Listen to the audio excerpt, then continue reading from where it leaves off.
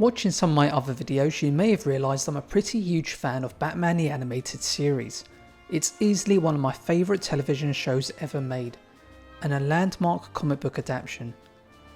At this point there have been almost countless films, books, series and video games based on a Dark Knight, but for me this animated series stands above them all, with a superb storytelling by Bruce Timm, Paul Dini and the rest of the show's creators. And in my opinion, the definitive Bruce Wayne, as portrayed by the tremendous Kevin Conroy. 25 years later, fans will rightly still call this perhaps the greatest superhero interpretation ever, and I can't argue. So in no particular order, allow me to present my top 15 episodes, with two-parters counted as one.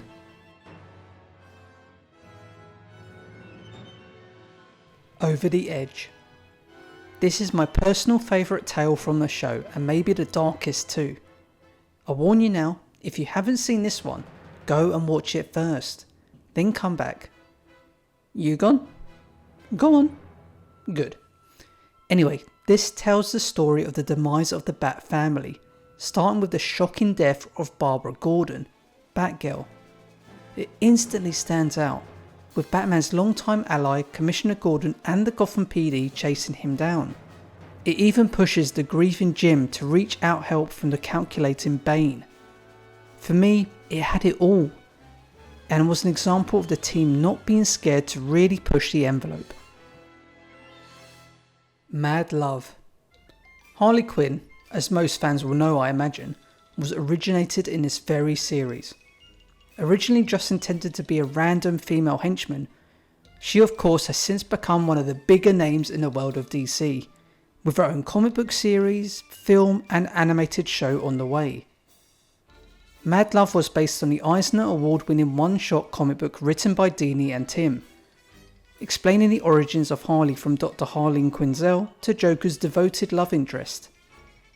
Again, this one doesn't hold back, delving into the abusive relationship between Mr. J and Quinn, shining a spotlight on her and giving some real depth to the tragic character. Almost Gotham. Quite a fun one this, and an instant standout. Set around a poker game, we see a rare glimpse at some of Batman's terrific rogues gallery, containing a nice blend of humour and insight into their unique relationship with bats. Not only that, but we also have a brilliantly written subplot involving Batman uncovering Catwoman's location in real time. One of the smartest episodes for my money. Old Wounds. As a kid, I would hope each week as I sat in front of the TV that we'd see Nightwing pop up, and this Dick Grayson centric episode did not disappoint. This explains why Dick left the role of Robin and how Barbara joined the team, and made a connection between the animated series and the new Batman adventures. The writers could have easily had Grayson as a boy wonder for the entire run, but they made the smart and logical leap in maturing the character along with the audience, and expanding the family with Tim Drake and Batgirl. Speaking of which, it was also refreshing to see how strong and intelligently they portrayed Barbara, with this story being an example of her abilities. Robin's Reckoning.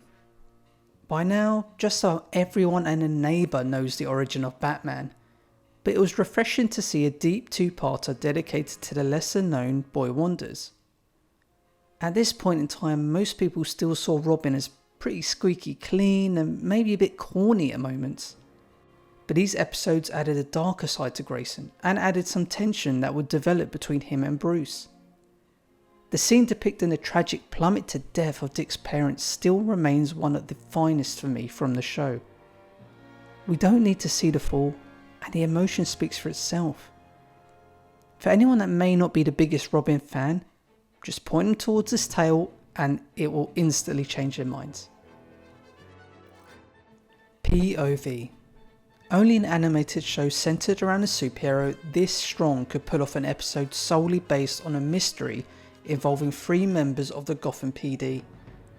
This also introduced Renee Montoya to the world of DC, and would become an established, groundbreaking character. A satisfying story told from various perspectives and well worth a watch. It's also almost a prelude to the later Eisner Award nominated Gotham Central comic book series. Two-Face.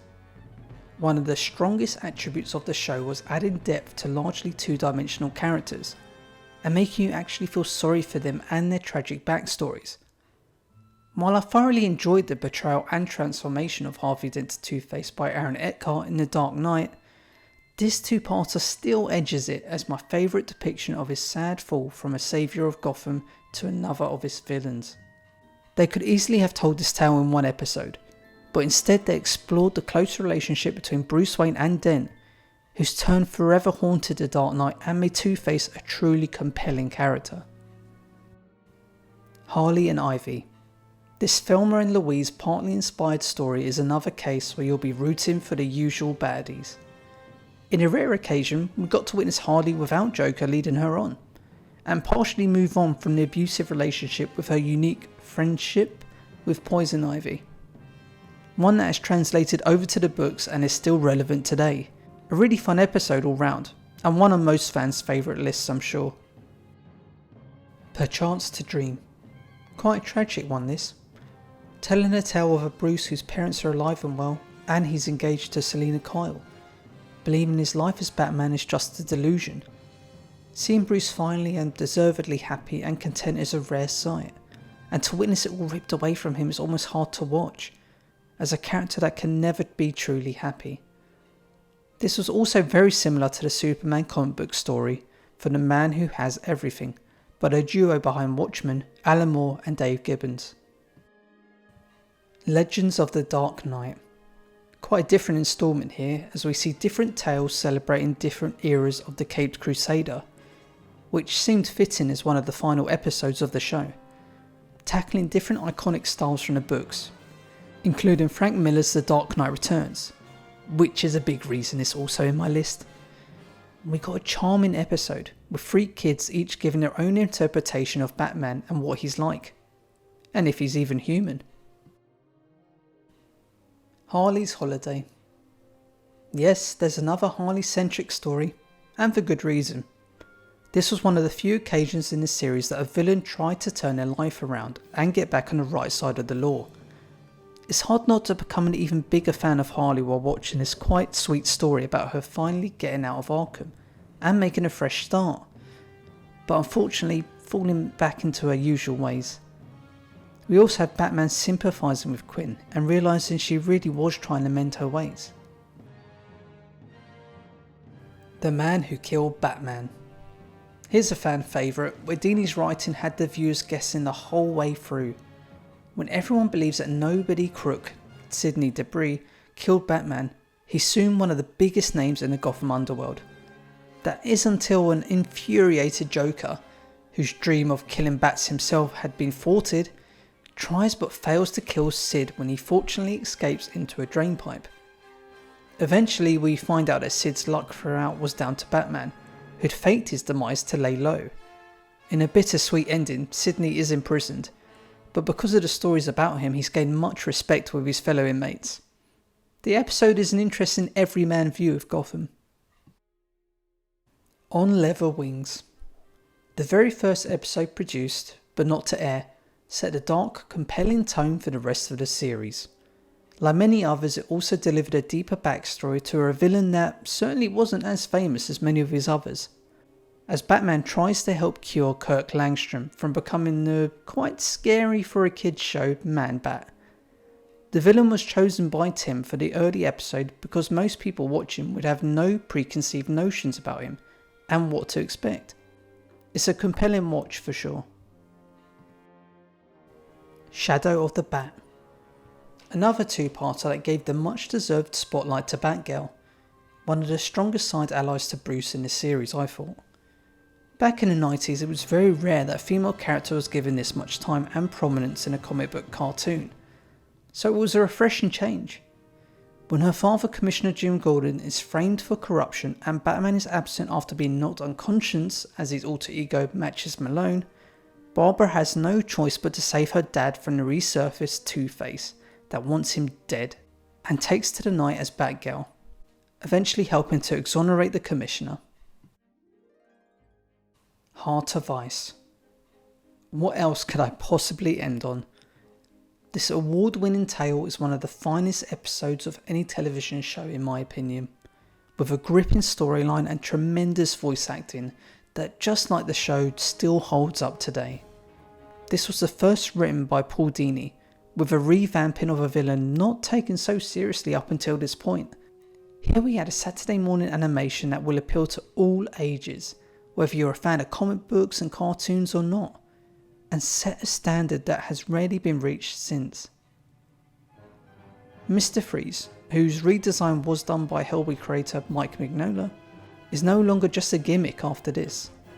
He's a heartbreaking figure desperate to save the woman he loves. Unlike most of Batman's enemies, who are chasing power or money, the moving score and voice acting of Victor Freeze by Michael Ansara are the icing on a delicious cake. Pure and simple, this is the central viewing.